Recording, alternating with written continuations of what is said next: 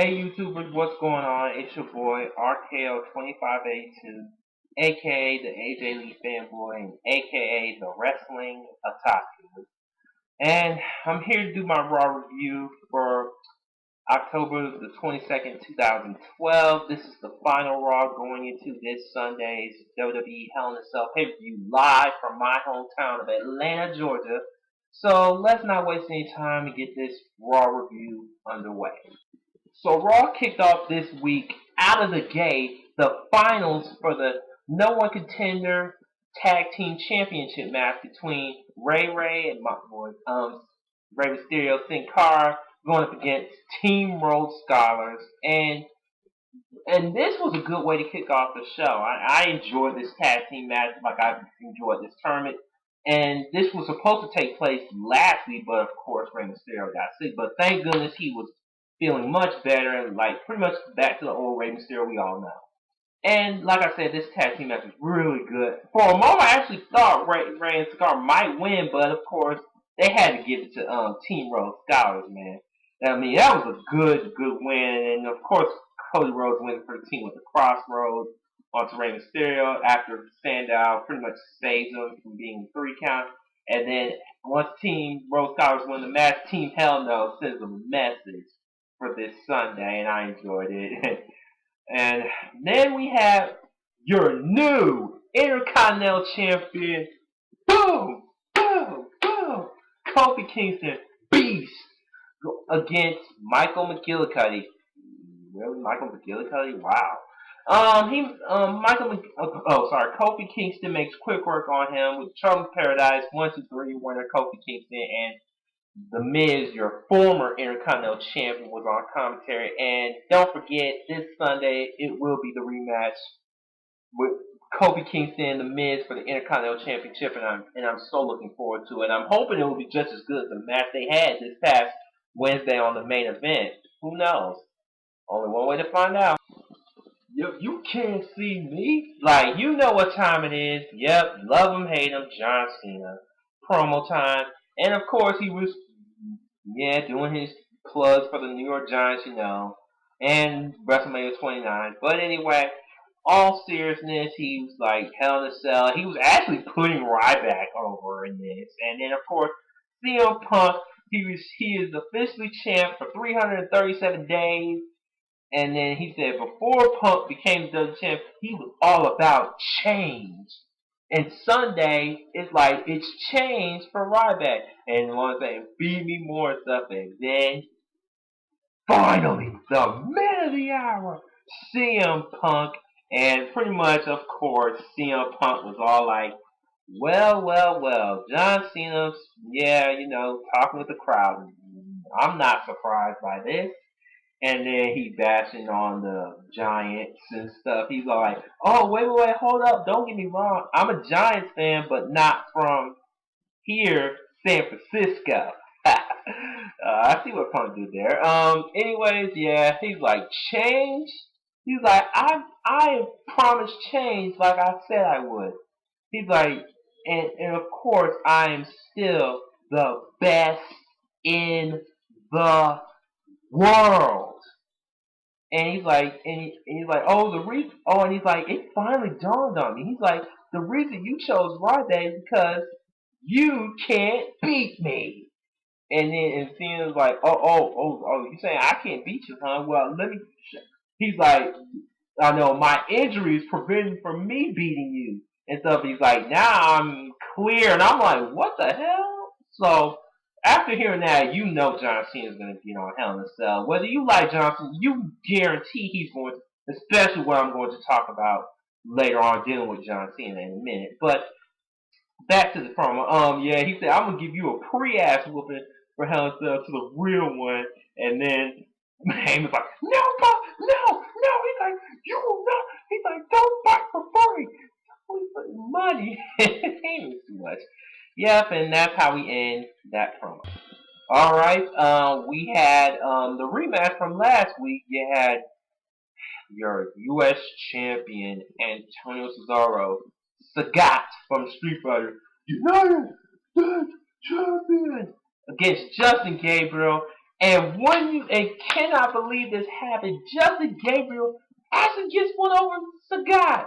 He got with the jumping into girl 450 splash for the win, and I'm so happy for Justin Gabriel. That dude is motherfucking talented, and hopefully this will get a push for him. Maybe a legit contender for the U.S. title. That would be nice to see. And here was the moment of truth. Pretty much my heartfelt, right here. Mr. McMahon and my baby AJ Lee coming out of the limo into the ring. And of course, if you didn't know, earlier in the night, AJ, my baby, was called into an emergency meeting by the WWE Board of Directors concerning her status as a Raw GM.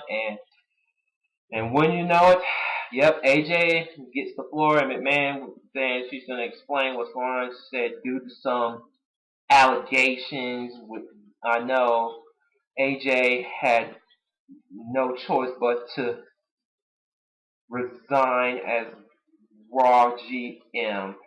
And I cannot believe I'm hearing this. AJ resigning. No!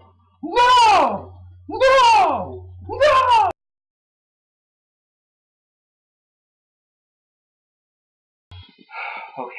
Okay, y'all. I'm cool, y'all. I'm cool. I'm fine. All right. After AJ was giving a heartfelt speech, coming up from her being homeless all the way up to her being the Raw GM, which was a cute story. I love the story. And here comes Paul Heyman saying, "You were born, but yeah, pretty much taking shots at my baby AJ, saying we need a new GM. How about Paul Heyman?" And McMahon's like, "No." And he's like, I'm going to introduce not the Raw GM, none of that. It's called the managing supervisor for Raw. I don't know what the hell that is. And it's who is like, we should have saw this coming when he made the announcement. And it was Vickie Guerrero.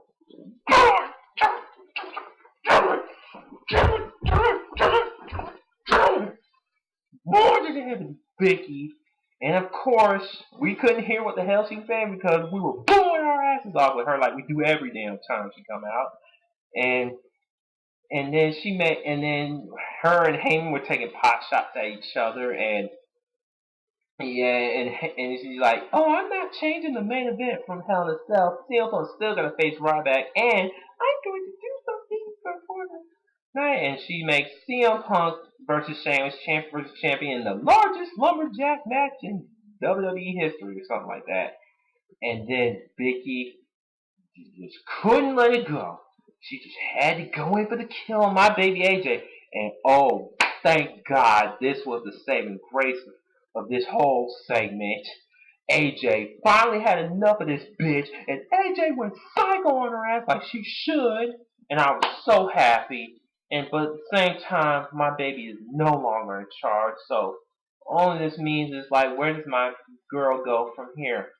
We'll find out. Alright, so Ryback had a match against The Miz, and boy, did The Miz got his ass handed to him. Ryback hits him with that meat hook, lariat clothesline, and then, of course, the shell shock. 1, 2, 3, your winner, Ryback. Of course, they got to keep him looking strong for this Sunday, Hell in a Cell. Next was pretty much the match of the evening, hands down. You have my boy, Daniel Bryan, going against, I know, Dolph Ziggler. And it was good match. And then, I loved all the, and I like that spot, and I hate Ziggler. I like that spot he did with Dan Bryan, that top rope face buster. That was insane. And then, Daniel Bryan was doing what he does best, and Kane was playing cheerleader to him, and then it distracted him, and then it got him zigzag. 1, 2, 3, the winner's off. And then here comes Max Striker, and he didn't want to go out there. And he's like, "Oh, Vickie's going to do something revolutionary, a therapy game show." And I'm like, "Really? A game show? Really? You mean tell me you fired my baby AJ for this crap?" Wow, Vickie's in it. Make Raw interesting. Kiss my ass. Ugh. And then it was the game show. Yep, and now, and then I'm pretty much was like the Team Road Stars, like the visitors for this, and they were like, this is unacceptable, and we will not be a part of this. And then Cutler was like, what he said. And then Stryker runs away, and he's like, oh, and I wish Team Hell No loses, and I'm like, fuck you, Stryker. And then he's like, I like you, Stryker, but you were wrong, bro. And then Big Show pushes Stryker, and I guess that was the only interesting Big Slow did. And I forgot Kane and Big Slow had their match, and Big Slow knocks out Kane with the WMD 1, 2, 3 or win with Big Slow, and then Team Road Stars beat down my boy Daniel Bryan. I hated this, and I love him too, but damn it! And yeah, trying to make them look strong for this Sunday because they're number one contender. So I'm like, man, I want like those teams. I can't wait for that match. So you had Alberto Del Rio going up against Woo Woo Woo Long Island Ice Zack Ryder, and it was a jobber match, unfortunately. And Del Rio wins with that stupid weak cross arm break. And then after the match, he was still locking on. He was pretending Ryder was winning on, saying that he's nothing but a garden snake. And he's like, Sunday, are you going to win at Hell in a Cell? Ha ha. I mean, I never thought I'd say this, but I hope Randy Orton kicks his ass. Hope so. Alright, and now on to the main event. CM Punk against Sheamus in the largest lumberjack match in WWE history. It was good. It was really good. I enjoyed this. And just when Sheamus looked like he was going to win this, and then all the lumberjacks were odd and crazy, just like a typical lumberjack match. And then Big Show chokeslam Sheamus, and then CM Punk picks up the scrap. 1, 2, 3, your winner, CM Punk, best in the world. And then feed me. Uh-oh. Ryback beasting on Punk. Oh God, it lumberjacks. It was all crazy and stuff. And yep, and that's how we end Raw this week. So Raw this week was 50-50 for me. It kind of really didn't. They could have done better on this go home show because it really didn't feel like a go home show. So, but like I said, Raw was 50-50 for me. There were some things I liked, and there were some things I hated, like the game show, and of course Vickie now being in charge. But like that said, I can't wait for this Sunday's Hell in a Cell pay-per-view coming home to Atlanta. And this is your boy RKO 2582 signing off. Bye guys.